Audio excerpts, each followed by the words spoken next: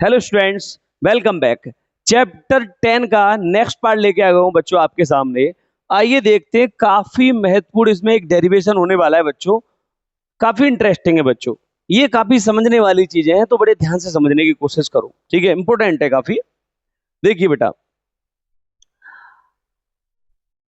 जो डेरिवेशन है वो ये है कि एक समान बच्चों, ठीक है, एक समान चुंबकीय क्षेत्र में, किसमें, एक समान चुंबकीय क्षेत्र में गतिशील ऋजुरेखीय चालक तार के सिरों पर या कहें सिरों के बीच उत्पन्न विद्युत वाहक बल या विभवांतर, यह सवाल आपसे पूछता है।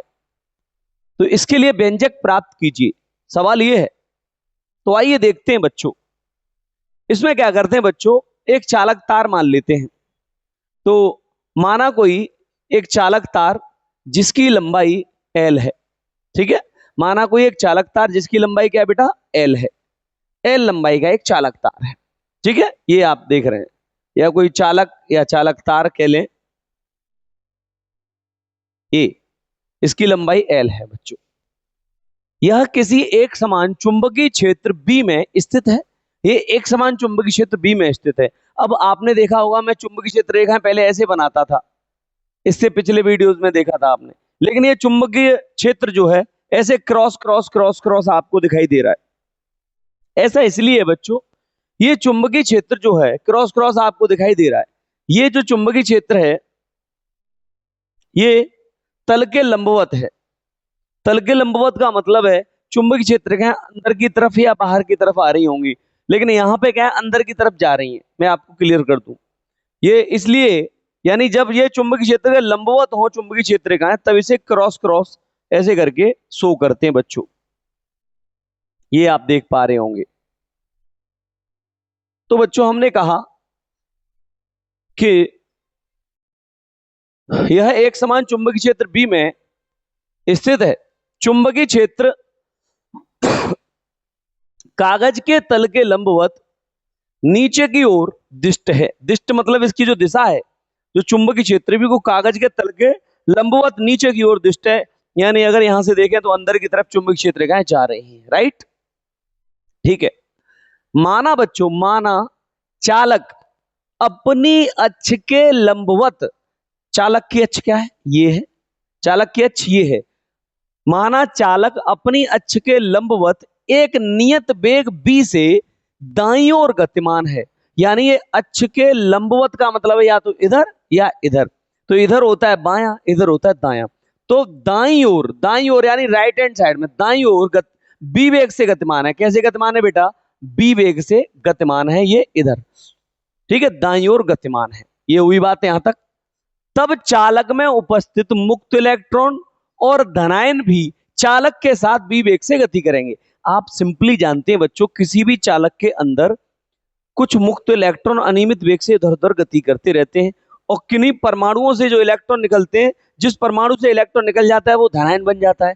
तो इसमें धनायन यानी इस चालक के अंदर क्या क्या उपस्थित है, इसके अंदर बच्चों उपस्थित होगा धनायन और क्या, ऋणायन, यानी सॉरी, धनायन और मुक्त इलेक्ट्रॉन। क्या क्या, धनायन और मुक्त इलेक्ट्रॉन। तो हमने कहा जब ये चालक अगर v वेग से उधर गति करेगा, तो चालक में उपस्थित मुक्त इलेक्ट्रॉन बच्चों, मुक्त इलेक्ट्रॉन और जो धनायन है बच्चों, ये क्या करेंगे, चालक के साथ v वेग से गति करेंगे। भाई साहब, ये चालक है और चालक मैं उधर v वेग से लेके जा रहा हूं, तो इसमें अंदर बच्चों क्या है, मुक्त इलेक्ट्रॉन और क्या, धनायन। ये दोनों भी गति करेंगे कि नहीं, बताओ, समझ आई बात, ये भी गति करेंगे बच्चों। अब बात करते हैं बच्चों, चूंकि चुंबकीय क्षेत्र में गतिमान आवेशित कण पर बल लगता है, ऐसा मैंने आपको पिछले चैप्टर में पढ़ाया था, पिछले से छठवें सातवें में कई चैप्टर में मैंने आपको पढ़ाया है। यानी जब कोई आवेशित कण चुंबकीय, आप जानते हैं, जब कोई आवेशित कण चुंबकीय क्षेत्र में गति करता है तो उस पर क्या लगता है बच्चों, एक बल लगता है, ठीक है। तो हमने कहा चूंकि चुंबकीय क्षेत्र में गतिमान आवेशित कण पर बल लगता है, अतः चालक पर एक चुंबकीय बल Fm या कहें F बराबर QVB कार्य करेगा कि नहीं। इसे F मैग्नेट लिख देते हैं, इसलिए ये लिखा हुआ है Fm, ठीक है। ये सफिक्स में M है बच्चों। F बराबर या Fm बराबर QVB, ये क्या है, लॉरेंज बल वाला फॉर्मूला है। क्या है ये, लॉरेंज बल। और लॉरेंज बल ही तो चुंबकीय बल होता है मेरे प्यारे बच्चों। लॉरेंज बल है ये। अच्छा देखो, अब भाई चुंबकीय क्षेत्र में गतिमान आवेशित कण पर बल लगेगा जो कि लॉरेंज बल कहलाएगा। चुंबकीय बल कहते हैं इसको, Fm बराबर QVB। यहां तक हो गया। इस बल की दिशा चुंबकीय क्षेत्र B और वेग V दोनों के लंबवत होती है। इस बल की जो दिशा होती है बच्चों, ठीक है, वो क्या होती है, इस वेग के लंबवत और चुंबकीय क्षेत्र के भी लंबवत। यानी चुंबकीय क्षेत्र अंदर की तरफ है और वेग उधर है। तो आप ये देख रहे होंगे कि जैसे मान लो कि चुंबकीय क्षेत्र जैसे इधर इस वाली जो हमारी उंगली है, तर्जनी उंगली, ठीक है, ये चुंबकीय क्षेत्र अंदर की तरफ, ठीक है, और ये वेग है वो वेग किधर होगा, मध्यमा उंगली की तरफ हो, तो ये अंगूठा क्या बताएगा, यहाँ पर बल की दिशा बताएगा धनावेशित कण पर। ये धनावेशित कण के लिए बात कर रहे हैं हम, धनावेशित कण के लिए देखा जाए, ठीक है। तो ये जो चुंबकीय बल लगेगा बच्चों इन आवेशित कणों पर, धनावेशित कणों पर, तो कैसे लगेगा, फ्लेमिंग के बाएं हाथ के नियम के अनुसार लगेगा, लेफ्ट हैंड रूल से लगेगा। मेरे प्यारे बच्चों, चुंबकीय क्षेत्र की दिशा अंदर की तरफ है और ये जो इसमें वेग है बच्चों, वेग की दिशा इधर है, तो ये उंगली आ गई वेग की दिशा में, ये चुंबकीय क्षेत्र की दिशा में, तो अंगूठा बल की दिशा को प्रदर्शित करेगा। तो ये प्लस का जो चार्ज है, जो धनायन है इसके अंदर, इस पर ऊपर की तरफ चुंबकीय बल कार्य करेगा, चुंबकीय बल ऊपर की तरफ कार्य करेगा। इसी प्रकार ऋणायन पर जो ऋणावेश है बच्चों, उस पर चुंबकीय बल नीचे की तरफ काम करेगा, उसकी डायरेक्शन अपोजिट होती है इसके, ठीक है। यानी धनावेश पर जो बल लगता है उसकी अपोजिट डायरेक्शन होगी है किस पे, ऋणावेश पर लगने वाले बल की। तो बच्चों हमने कहा इस बल की दिशा चुंबकीय क्षेत्र B और वेग V दोनों के लंबवत होगी, जो कि हमने कहा यहाँ पर जो धनायन है, यानी जो धनायन है बच्चों, इस पर जो दिशा होगी इसकी वो J की तरफ होगी। धनायन पर दिशा क्या होगी, J की तरफ, और ऋणायन पर होगी K की तरफ। उम्मीद करता हूं आपको बच्चों ये समझ में आ रहा होगा। अगर आपको कोई दिक्कत है तो हमें कमेंट करके जरूर बताओ, और बेटा वीडियो अगर अच्छा लग रहा हो तो लाइक जरूर कर दिया करो, जिससे हमारा भी कॉन्फिडेंस बढ़ता है मेरे प्यारे बच्चों। आगे बढ़ते हैं। देखो बेटा, फ्लेमिंग के बाएं हाथ के नियम के अनुसार, जैसे कि मैंने अभी आपको समझा दिया है, फ्लेमिंग के लेफ्ट हैंड रूल के अनुसार चुंबकीय बल जो Fm है बच्चों, ठीक है, चुंबकीय बल है जो Fm है, की दिशा धनावेश पर J की ओर और ऋणावेश पर K की ओर होगी। यानी धनावेश पर बेटा ऊपर की तरफ, ठीक है, धनावेश पर ऊपर की तरफ, और ऋणावेश पर क्या होगी, नीचे की तरफ होगी। ऋणावेश पर क्या होगी, नीचे की तरफ होगी, ठीक है। अब यहां तक बात हो गई है, यहां तक कोई दिक्कत है क्या बच्चों? चलो आइए आगे देखते हैं, आगे देखिएगा। अब बच्चों यहां दिशा निकाल ली, बल लग गया, चुंबकीय बल लग गया, चुंबकीय बल लग गया, इस पे ऊपर की तरफ, इस पे नीचे की तरफ, यहां तक बात हो गई। अब आगे और बढ़ते हैं।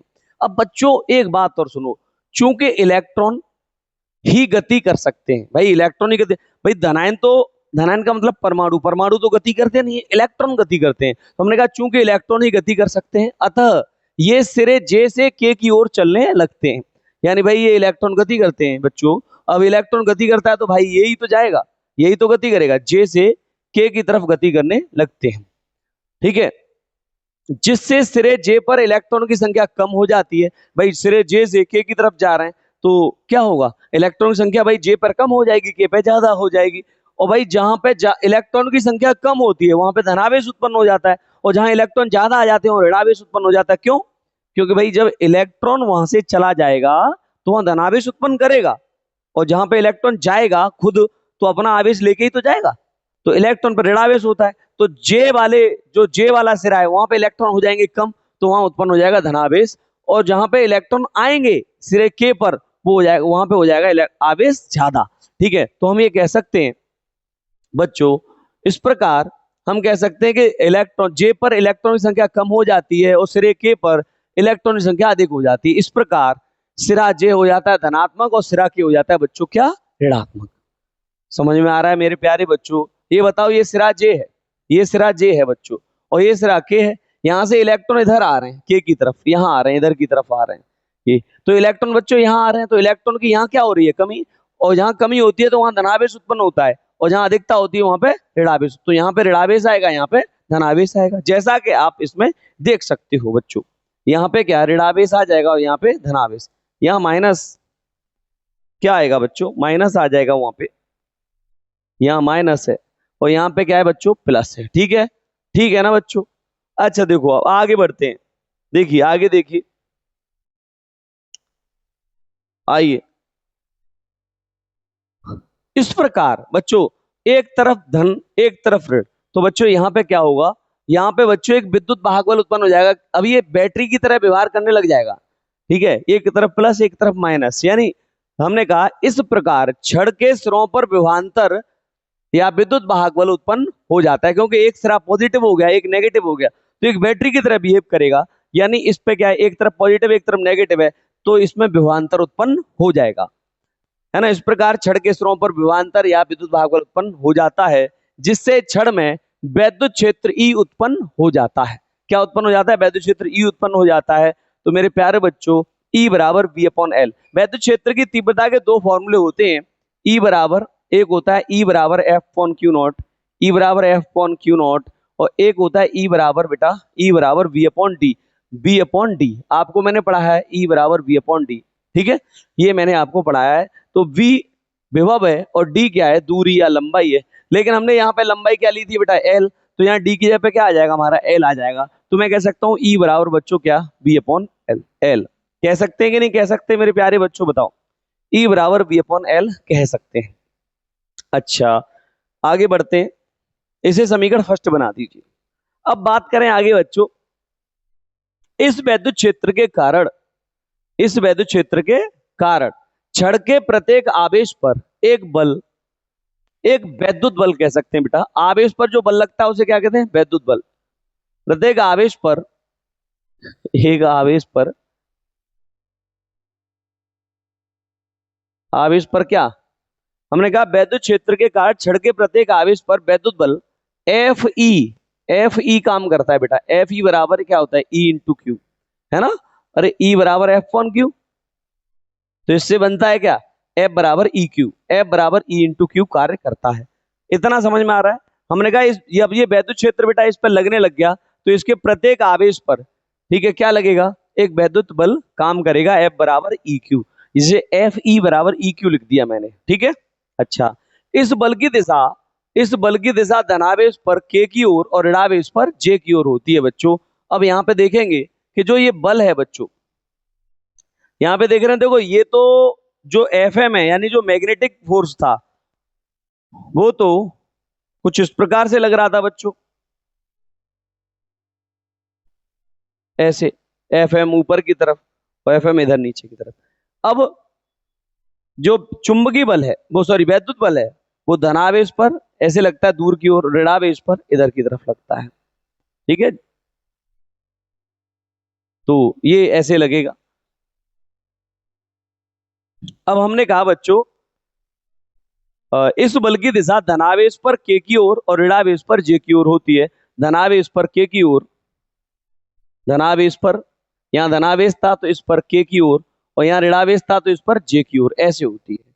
किसकी दिशा, एफ ई की, यानी वैद्युत बल की, वैद्युत बल की ये दिशा बेटा ऐसे होती है, ठीक है।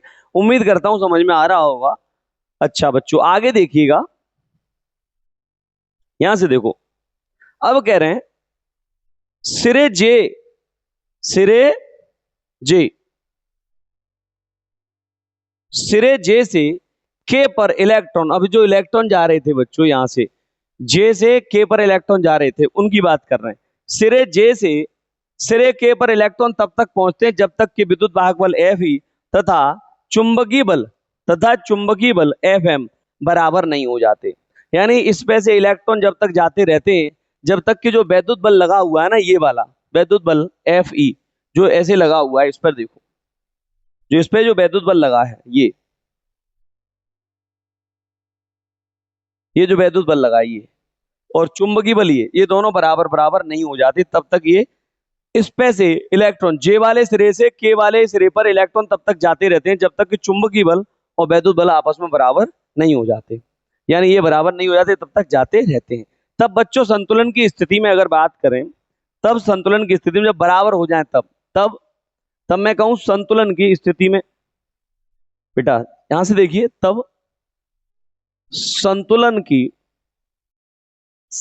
की कायम बच्चों स्थिति में, अब संतुलन की स्थिति में देखो बेटा, चुंबकीय बल या कहें वैद्युत बल एफ ई बराबर, वैद्युत बल एफ ई बराबर चुंबकीय बल एफ एम, यस या नो, और वैद्युत बल क्या है बेटा, एफ बराबर क्या है, ई इंटू क्यू है। और चुंबकीय बल क्या था, एफ बराबर क्यू बी बी, क्या था, क्यू बी बी। देख लीजिए एफ ई बराबर क्या था, क्यू ई क्यू, ये था ई क्यू। और चुंबकीय बल बेटा क्या था, चुंबकीय बल क्या था, एफ एम बराबर Q B B, F M बराबर क्यू बी बी। तो यहां से देख लो बेटा, दोनों बल बराबर कर दिए, तो यहां से Q से Q कट जाएगा और ये वैद्युत क्षेत्र E बराबर हो जाएगा V इंटू बी के। किसके, V इंटू बी के। ये वैद्युत क्षेत्र हो जाएगा, ये समीकरण हो जाएगा सेकंड। ये क्या बना, ये वैद्युत क्षेत्र है। एक वैद्युत क्षेत्र आप पहले ही निकाल चुके हो, ये रहा वैद्युत क्षेत्र, ये E बराबर बी अपॉन एल। बेटा समीकरण फर्स्ट E बराबर बी अपॉन एल और समीकरण सेकंड E बराबर V इंटू बी, ये दोनों वैद्युत क्षेत्र हैं। तो क्या ये दोनों वैद्युत क्षेत्र, तो क्या हम उनकी तुलना नहीं कर सकते, तो आप कह सकते हैं समीकरण फर्स्ट व सेकंड की तुलना करने पर, समीकरण फर्स्ट व सेकंड की क्या कर दो बेटा, तुलना कर दो। तुलना करने पर, तुलना कर देंगे तो बेटा ये हो जाएगा, समीकरण फर्स्ट क्या है, E बराबर V अपॉन एल, तो यहां पे V अपॉन एल। और समीकरण सेकंड क्या है, E बराबर वी बी, तो E की जगह पे इधर हमने वी एल लिख दिया, उधर क्या लिख दे रहे हैं, वी बी। ठीक है। अच्छा ये विभवांतर है, ये वेग है, यहाँ पे ये वेग है, ये विभवांतर है। तो V अगर विभवांतर निकालेंगे तो V L B, V L B. ठीक है बेटा, तो यही क्या है बच्चों, चालक तार के सिरों पर उत्पन्न विद्युत भागबल या विभवांतर है। ठीक है, यही क्या है, यही विद्युत भागबल या विभवांतर है बच्चों, विद्युत भागबल या विभवांतर। ई बराबर वी बी एल भी कहते हैं इसको। ठीक है, तो उम्मीद करता हूं आप लोगों को ये पसंद आया होगा। ठीक है, और ऐसे ही वीडियो आपके सामने और लेके आते रहेंगे। मुलाकात करेंगे नेक्स्ट वीडियो में। Thanks for watching, bye bye, take care.